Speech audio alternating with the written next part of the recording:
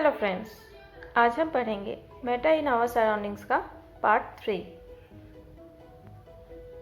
आज हम सीखेंगे पदार्थ के अवस्थाओं के बारे में। वैसे तो हम जानते हैं कि मेटा की 3 स्टेट हैं, सॉलिड, लिक्विड एंड गैस। तो सबसे पहले पढ़ते हैं सॉलिड के बारे में। अगर हम अपने आसपास देखें तो हमें बहुत सारी चीज़ें दिखाई देंगी, बुक, पेन, और इन सारी चीज़ों का हम ड्रॉ कर सकते हैं। उसके हाइट, वेट, लेंथ, इन सभी चीज़ों को हम मेज़र भी कर सकते हैं। यानी कि इन सारी चीज़ों का अपना एक शेप है, एक आकृति है, उनकी एक हाइट, वेट, लेंथ भी है, जिसे हम आसानी से ड्रॉ कर सकते हैं। चाहे हम इसे फेंक भी दें, इसे दबाएं, तो भी इसका शेप है वो बहुत जल्दी ईजीली चेंज नहीं होगा। जैसे लोहे की कील है या काट है, इसके ऊपर हम कितना भी फोर्स लगाएं, इसका शेप चेंज नहीं होगा। चाहे वो टूट जाए, बट वो अपना शेप चेंज नहीं करता है, ना के बराबर करता है। तो यहाँ से हम सीखते हैं कि सॉलिड का अपना एक डेफिनिट शेप है, उसकी बाउंड्रीज है, और बाउंड्रीज है यानी कि लेंथ, ब्रेथ एंड हाइट है, तो वहाँ से उसके वॉल्यूम का भी पता लगता है। उसके ऊपर हम कितने भी बल लगाएं, कितने भी उसको प्रेशर दें, बट वो जल्दी कंप्रेस नहीं होता है, बहुत ना के बराबर होता है। वो हमेशा अपना शेप मेंटेन करता है, चाहे वो टूट जाए, बट अपना शेप बहुत कम ही चेंज करता है। वो रिजिड है यानी कि वो अपना शेप चेंज नहीं करता है, और फोर्स ऑफ अट्रैक्शन उसके अंदर मैक्सिमम होती है। तो अगर आप मेरे पिछले वीडियो को देखे होंगे तो वहाँ से मैंने एक क्लास के स्टूडेंट्स का 4 ग्रुप बनाया था, और उसमें जो पहला ग्रुप है वो सॉलिड की तरह होता है, जिसमें पार्टिकल्स एक दूसरे को बहुत ही फोर्स से, बहुत ही ताकत से पकड़ के रखते हैं, और उनके अंदर स्पेस ना के बराबर होता है, बहुत कम होता है। अब बहुत लोग कहेंगे कि जो रबर बैंड है, रबर बैंड को हम फोर्स लगा के उसके शेप चेंज कर सकते हैं, या फिर जो शुगर या सॉल्ट है यानी चीनी और नमक, उसे हम अलग अलग बर्तनों में भी रख सकते हैं, तो वहाँ भी शेप चेंज हो रहा है। और स्पॉन्ज जो है उस पर प्रेशर अप्लाई करते हैं तो उसका भी शेप चेंज हो रहा है। तो सॉलिड का तो फिक्स शेप नहीं है। चलिए एक एक करके हम इन सबों को देखें। जब भी हम रबर बैंड पे प्रेशर लगाते हैं तो वो उतना ही देर तक अपना शेप चेंज करता है जितने देर तक उसके अंदर प्रेशर लगाया हुआ है। जब हम प्रेशर लगाना बंद कर देते हैं या फोर्स हम हटा देते हैं तो वो अपना ओरिजिनल शेप ले लेता है। इसका मतलब हम सॉलिड के ऊपर जितना देर तक प्रेशर लगाएं वो उतने देर तक ही अपना शेप चेंज करता है। जैसे हम प्रेशर हटा देते हैं वो अपना शेप, अपना ओरिजिनल शेप वापस ले लेता है। जो चीनी या नमक है उसे अलग अलग बर्तनों में रखने से वो उसी का शेप ले लेता है, बट जो इंडिविजुअल एक एक चीनी और नमक के जो कण हैं वो कभी भी नहीं बदलते, चाहे हम उसे किसी भी बर्तन में रख लें या उसे फ्लोर पे फेंक भी क्यों ना दें, पर जो इंडिविजुअल साइज है वो हमेशा सेम रहता है। और जो स्पॉन्ज है, स्पॉन्ज में जब हम प्रेशर लगाएं तो उसका शेप बदल जाता है। एक्चुअली होता क्या है कि स्पॉन्ज के अंदर छोटे छोटे होल्स होते हैं, और उस होल्स में हवा भरी हुई रहती है।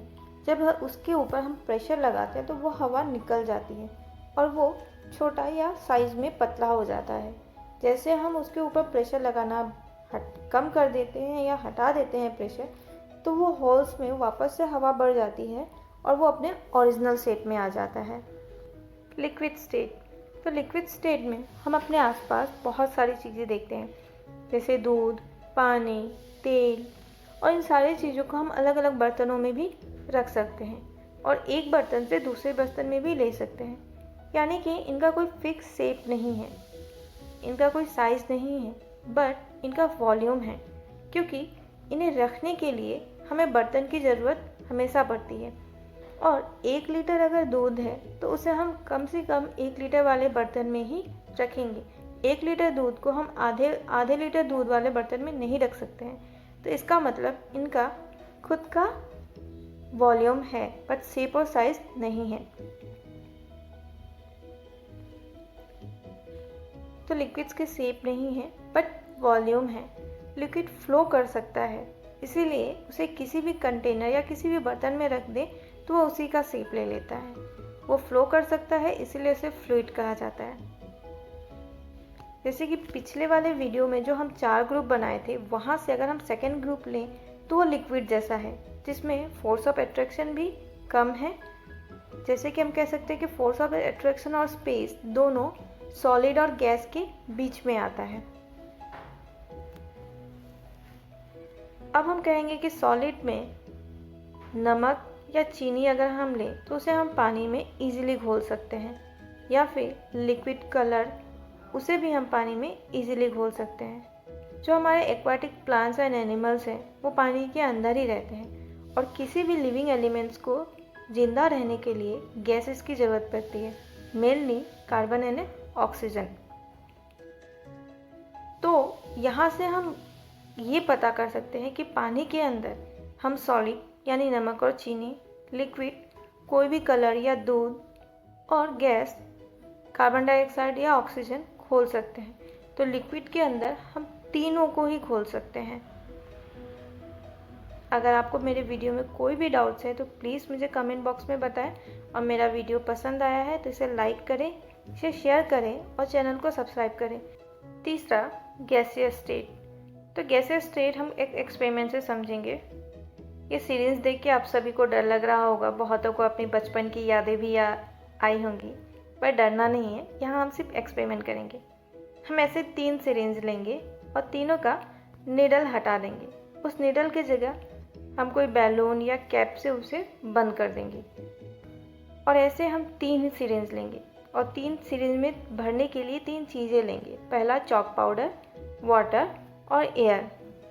पहले वाले सिरिंज में हम उसके पीछे के पिस्टन को खोलकर चॉक पाउडर भर देंगे, दूसरे वाले में पानी भर देंगे, और तीसरे वाले में हवा, यानी कि कुछ नहीं भरेंगे, वो वैसा ही रहेगा। फिर एक एक करके तीनों के पिस्टन को लगा के उसे पीछे से पुश करेंगे, तो हम देखेंगे कि हम चॉक पाउडर में बिल्कुल 9 के बराबर उसे पुश कर पाए हैं, पानी में थोड़ा सा, और गैस में यानी कि जो हवा है उसमें बहुत ही प्रेस कर पाए हैं। तो इससे ये है कि सॉलिड में कंप्रेशन बहुत कम है, लिक्विड में उससे थोड़ा सा ज़्यादा है, और गैस में सबसे ज़्यादा है। जिसका practical examples CNG, LPG and oxygen है। CNG जिसे हम अपने गाड़ी चलाने में, फ्यूल व्हीकल्स में यूज़ करते हैं। LPG हम अपने घरों के खाने बनाने में यूज़ करते हैं। और इसमें क्या होता है कि गैस को फुल्ली कंप्रेस्ड करके उसे एक सिलेंडर में या टैंकी में भरा जाता है। जो ऑक्सीजन सिलेंडर है, जो हॉस्पिटल में या पहाड़ चढ़ने में, नदी के अंदर जाने में हम यूज़ करते हैं, उसमें भी ऑक्सीजन गैस को कंप्रेस करके सिलेंडर में भरा जाता है। तो यहाँ से हम ये सीखते हैं कि गैस का कोई शेप नहीं है, उसकी बाउंड्रीज नहीं है, उसका वॉल्यूम भी नहीं है, बट वो बहुत सबसे ज़्यादा कॉम्प्रेसिबल है, और गैस के पार्टिकल्स रैंडमली इधर उधर घूमते हैं। और अगर हम पिछले 4 ग्रुप में से थर्ड ग्रुप को लें तो वो गैस की तरह है, जिसमें स्पेस भी सबसे ज़्यादा होता है और फोर्स ऑफ अट्रैक्शन सबसे कम होता है। ये सॉलिड, लिक्विड, गैस का पार्टिकल स्ट्रक्चर है। सॉलिड में देखिए तो पार्टिकल फुल्ली कॉम्पैक्ट है और इसके अंदर फोर्स ऑफ अट्रैक्शन सबसे ज़्यादा है। लिक्विड में स्पेस थोड़ा है, वो सॉलिड से ज़्यादा और गैस से कम है, और इसके अंदर फोर्स ऑफ अट्रैक्शन भी सॉलिड से ज़्यादा और गैस से कम है। गैस में फोर्स ऑफ अट्रैक्शन सबसे कम है और स्पेस सबसे ज़्यादा है। ये बर्फ़ का है, यानी कि पानी का है। पानी सॉलिड स्टेट में आइस होता है, लिक्विड स्टेट में नॉर्मल वाटर, और गैसियस स्टेट में वाटर वेपर। हम जैसे ही पानी के टेम्परेचर को चेंज करते हैं, वो अपना स्टेट भी चेंज करता है। लिक्विड में अगर हम टेम्परेचर इंक्रीज़ करें तो वो वाटर वेपर में बनेगा, और लिक्विड से अगर टेम्परेचर डाउन में जाए तो वो सॉलिड में जाएगा। अब मैं इस पूरे वीडियो को कंक्लूड करना चाहूँगी। सॉलिड जिसका खुद का डेफिनिट शेप है, उसके बाउंड्रीज हैं एंड फिक्स वॉल्यूम भी है, वो रिजिड होता है, यानी कि वो जल्दी अपना शेप चेंज नहीं करता है। अगर किसी सिचुएशन में वो शेप चेंज कर भी रहा है तो उतनी ही देर जितनी देर हम उसके अंदर फोर्स लगा रहे हैं। जैसे हम फोर्स लगाना हटा देते हैं, वो अपना शेप, ओरिजिनल शेप में आ जाता है। सॉलिड में फोर्स ऑफ अट्रैक्शन मैक्सिमम होता है और उसके अंदर स्पेस मिनिमम होता है। लिक्विड का अपना फिक्स वॉल्यूम ही है, उसका कोई फिक्स शेप नहीं है, वो फ्लो कर सकते हैं, इसलिए उसे फ्लूइड कहा जाता है।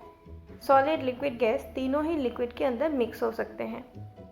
लिक्विड में फोर्स ऑफ अट्रैक्शन इंटरमीडिएट होता है और स्पेस भी इंटरमीडिएट होता है, यानी कि सॉलिड से कम एंड गैस से ज़्यादा।